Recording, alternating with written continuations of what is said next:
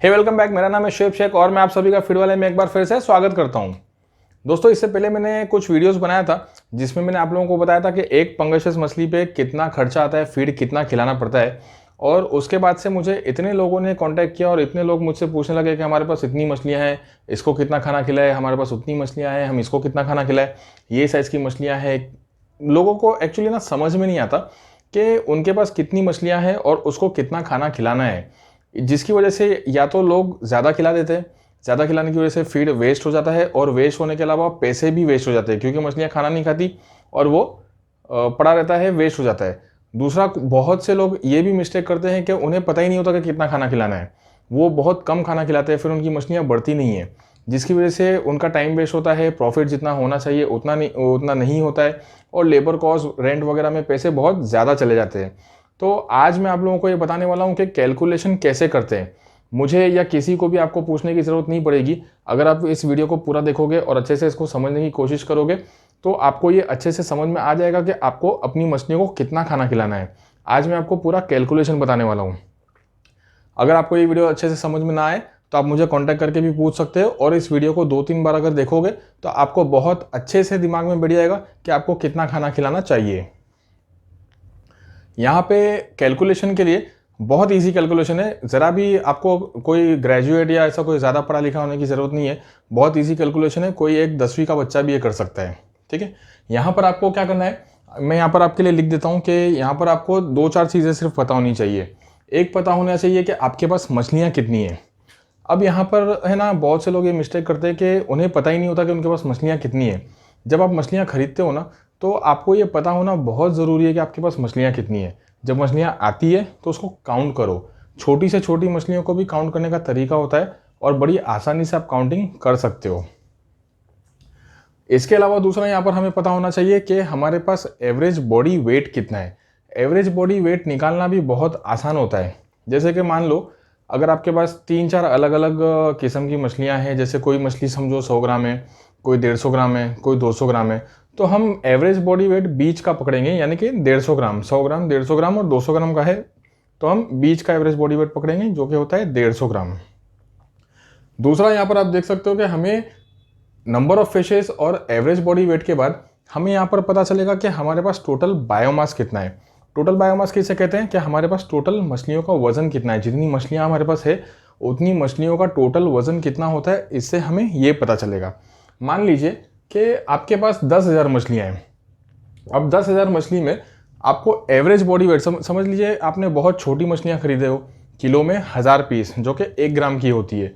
तो अगर आपके पास 10,000 मछलियाँ हैं और आपका एवरेज बॉडी वेट 1 ग्राम, एक मछली का बॉडी वेट 1 ग्राम होता है, तो 10,000 को अगर आप 1 ग्राम से मल्टीप्लाई करोगे तो आपका टोटल बायोमास जो होगा वो 10 किलो का आएगा। 10 किलो का सारी मछलियों का मिला के वजन जो होता है वो 10 किलो होता है। अब यहाँ पर आपको पता चल गया टोटल बायोमास कितना है। टोटल बायोमास पता करने के बाद आपको फीड परसेंटेज पता होना चाहिए। फीड परसेंटेज कैसे पता करते हैं, मैं आपको पूरा चार्ट लास्ट में बना के देता हूँ। लास्ट तक आप इस वीडियो को देखते रहिए, लास्ट में मैं आपको फीड परसेंटेज का पूरा चार्ट बना के दूंगा। ठीक है, फीड परसेंटेज अभी जैसे यहाँ पर हमारे पास हो गया टोटल बायोमास 10 किलो। अब 10 किलो जो छोटी मछलियाँ हैं ना, बहुत छोटी मछलियाँ, 1 ग्राम की मछलियाँ, तो उसको फीड ज़्यादा खिलाना चाहिए। हमें यहाँ पर 8 से 10% उसको उसके बॉडी वेट के हिसाब से खिलाना चाहिए।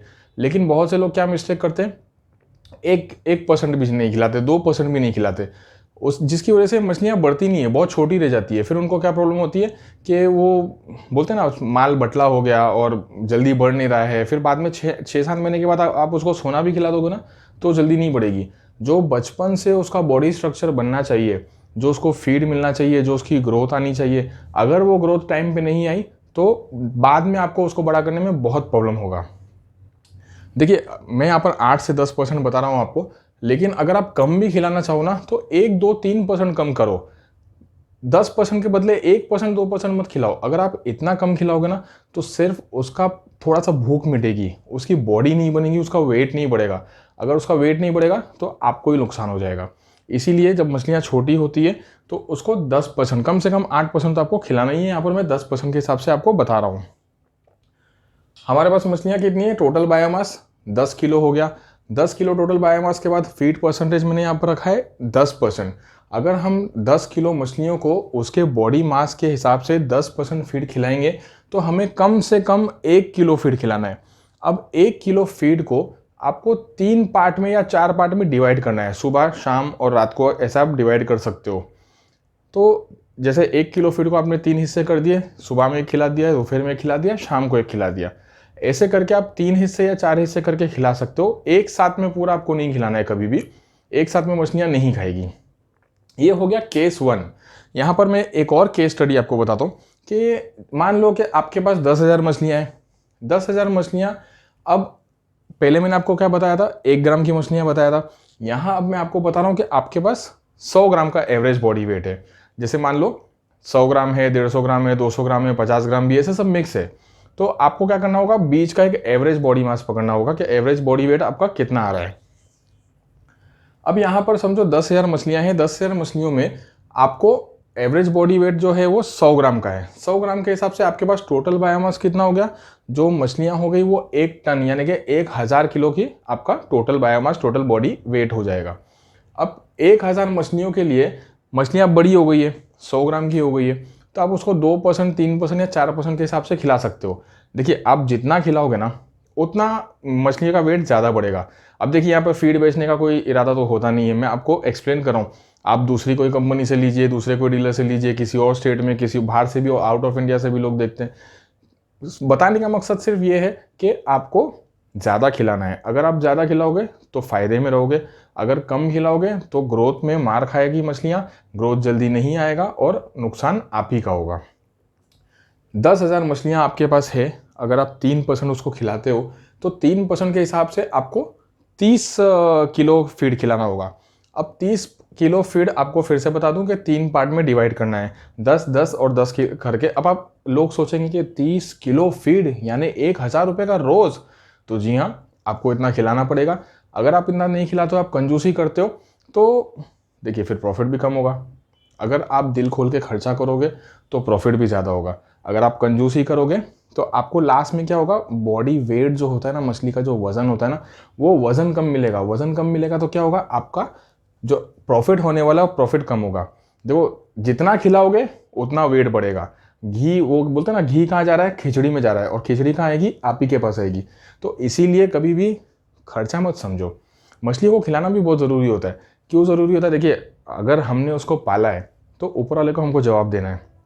उसको पेट भर खिलाना भी बहुत ज़रूरी होता है। अगर आप सोचोगे कि ऐसे ही बढ़ जाएगी, तो ऐसे बढ़ने वाली है नहीं, और ऊपर वाले को भी जवाब देना है, वो भी लाइव, मतलब जीव है वो, उसको अगर आप नहीं खिलाओगे तो हाय बदुआ भी लगेगी। देखिए, फिर से एक बार बता दूं, आप किसी से भी फीड ले लो, कहीं से भी ले लो, मुझे कुछ फ़र्क नहीं पड़ता, लेकिन ये एक प्रैक्टिकल बात मैं आपको बता रहा हूँ। अब यहाँ पर ये सवाल उठता है कि फीड परसेंटेज कहाँ से आता है। फीड परसेंटेज का मैं आपको पूरा एक चार्ट बता देता हूँ कि अगर आपके पास इतने ग्राम की मछलियाँ हैं तो आपको इतना फीड खिलाना है। आपको मैं पूरा लास्ट में एक फीड परसेंटेज का चार्ट डालता हूँ, वहाँ से सिर्फ आपको फीड परसेंटेज उठा के कैलकुलेशन में डालना रहेगा, ठीक है।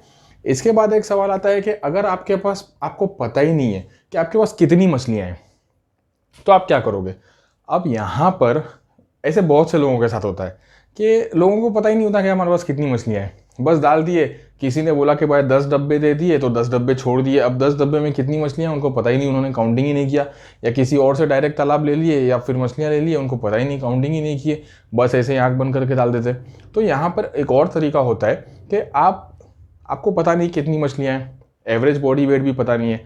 एवरेज बॉडी वेट पता करने का बहुत एक आसान तरीका है कि आपको कुछ मछलियों को बाहर निकालना है। सारी मछलियों को बाहर नहीं निकालना है, आपको सिर्फ कुछ मछलियों को बाहर निकालना है। जैसे समझो 1000 मछली है आपके पास, तो आप 20-25 मछलियों को बाहर निकालिए, उनको देखिए, उनका एवरेज बॉडी वेट कितना आ रहा है देखिए। देखने के बाद में उसकी बॉडी भी देखना चाहिए, उसके ऊपर भी मैंने एक वीडियो बनाया था, अगर आपने नहीं देखा है तो वो वीडियो भी आप देख लेना कि मछलियों की बॉडी को कैसे चेक करना चाहिए, उसमें कुछ इन्फेक्शन है, कुछ बीमारी है, मछली ठीक ठाक है या नहीं।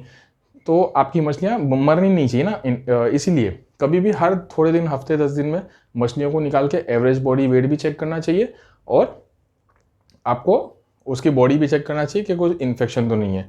तो मैं क्या कह रहा था आपसे, मैं ये बता रहा था कि अगर आपको पता नहीं है कि आपके पास कितनी मछलियाँ हैं तो आप क्या करोगे, तो आप एक अंदाजे के हिसाब से खिलाओगे। अंदाजे के हिसाब से कैसे खिलाओगे, पहले मान लो आप एक अंदाज़ा लगा लिया आपने कि 5 किलो फीड देना है, तो आप 5 किलो फीड डालिए।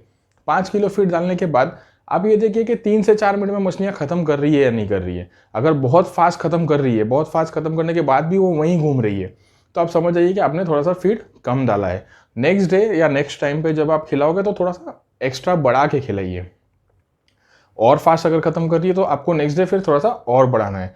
अगर ऐसा होता है कि आपने फीड डाला, फीड डालने के बाद में मछलियाँ 5-10 मिनट 15 मिनट नहीं खा रही है, फीड वैसे ही पड़ा है और छोड़ के चली गई मछलियाँ, तो इसका मतलब ये होता है कि उसकी ज़रूरत या उसकी भूख के हिसाब से आप ज़्यादा डाल रहे हो। अब यहाँ पर 2 प्रॉब्लम आते हैं। एक प्रॉब्लम ये होता है कि अगर मछलियाँ फीड नहीं खा रही है तो एक प्रॉब्लम ये हो सकता है कि पानी ख़राब है। अगर पानी ख़राब होगा तो वो इन्फेक्शन पकड़ लेगी, उसकी बॉडी पे फंगल इन्फेक्शन, बैक्टीरियल इन्फेक्शन, बहुत सारे अलग अलग किस्म की बीमारियां होती है। अगर मछलियां बीमार हो गई, पानी ख़राब हो गया तो मछलियां खाना कम कर देगी, तो आपको उसका इलाज करना है। अगर मछलियों का पेट खराब है तो आपको लिवर टॉनिक देना है या फिर उसका पेट साफ़ करने की कोई दवा देना है, जिससे उसका इंटरनल बॉडी सिस्टम, जो उसका डाइजेस्टिव सिस्टम होता है, वो साफ़ रहे, क्लीन रहे, अच्छे से फंक्शन करे।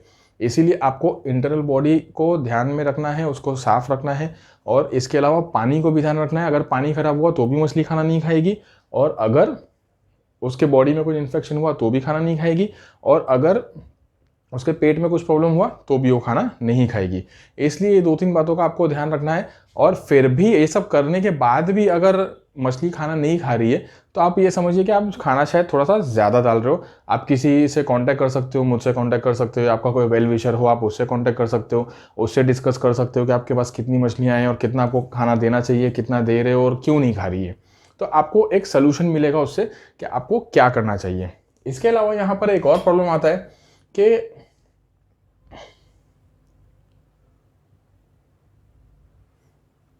इसके अलावा यहाँ पर एक और प्रॉब्लम आता है। वो प्रॉब्लम ये होता है कि अगर आपने फीड सही मात्रा में नहीं दिया, सही प्रोपोर्शन में नहीं दिया, आपने फीड कम दिया, तो क्या होगा। अब यहाँ पर क्या होता है ना कि बहुत से लोगों को मैं देखता हूँ कि जिसको 100 किलो खिलाना होता है ना, वो 1 किलो, 1.5 किलो या 2 किलो खिलाते हैं और सोचते हैं कि मैंने तो बहुत ज़्यादा खिला दिया।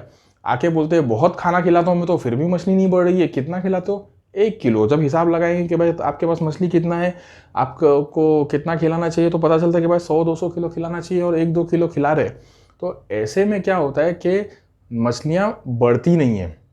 मछलियाँ नहीं बढ़ेगी, उसका जो बॉडी स्ट्रक्चर होता है, जैसे मैंने आपको पहले भी बताया, बॉडी स्ट्रक्चर उसका वीक हो जाएगा, उतना स्ट्रॉन्ग भी नहीं बनेगा, वो बड़ा ग्रोथ नहीं लेगी, और मछलियाँ आपको लॉन्ग टर्म में बहुत भारी पड़ेगी।